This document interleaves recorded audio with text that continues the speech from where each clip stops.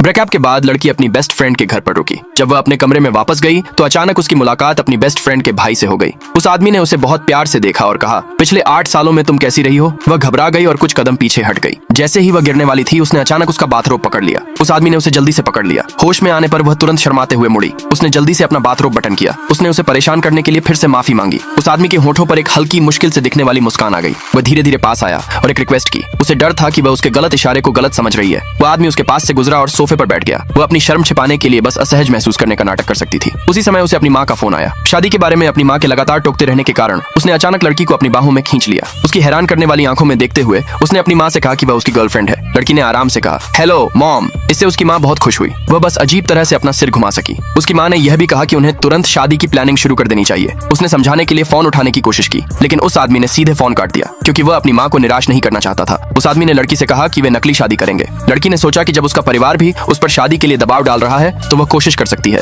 इसलिए वह उसकी बात मान गई। जल्द ही उन्हें अपना मैरिज सर्टिफिकेट मिल गया। वह आदमी लड़की को दरवाजा बंद करने में मदद करना चाहता था, लेकिन उसे लगा कि वह उसे किस करना चाहता है। उस आदमी ने कहा, तुम क्या सोच रही हो। फिर उसने उसे एक कैंडी दी। अपने हाथ में कैंडी देखकर लड़की का दिल अचानक बेकाबू होकर धड़कने लगा। एक दिन जब लड़की काम पर जा रही थी तो उसके एक्स बॉयफ्रेंड ने उसे रोक लिया। उसने उसे धमकी भी दी, अगर तुम मेरे पास वापस नहीं आई तो तुम्हारी कंपनी दिवालिया हो जाएगी। लड़की को लगा कि वह गलत कर रहा है और उसने तुरंत जाने की कोशिश की, लेकिन एक्स बॉयफ्रेंड उसे जाने नहीं देना चाहता था। उसी समय वह आदमी आ गया। लड़की की कलाई देखकर उसे बहुत गुस्सा आया। उसने उसे चेतावनी दी, वह मेरी पत्नी है। अगर मैंने तुम्हें फिर से उसे धमकाते हुए देखा तो तुम्हें इसकी कीमत चुकानी पड़ेगी। फिर उसने लड़की को अंदर खींच लिया। एक्स बॉयफ्रेंड को बेइज्जती महसूस हुई। उसने तुरंत अपने असिस्टेंट से उस आदमी की पहचान की जांच करने को कहा। अगले भाग के लिए नीचे कमेंट में यस लिखे।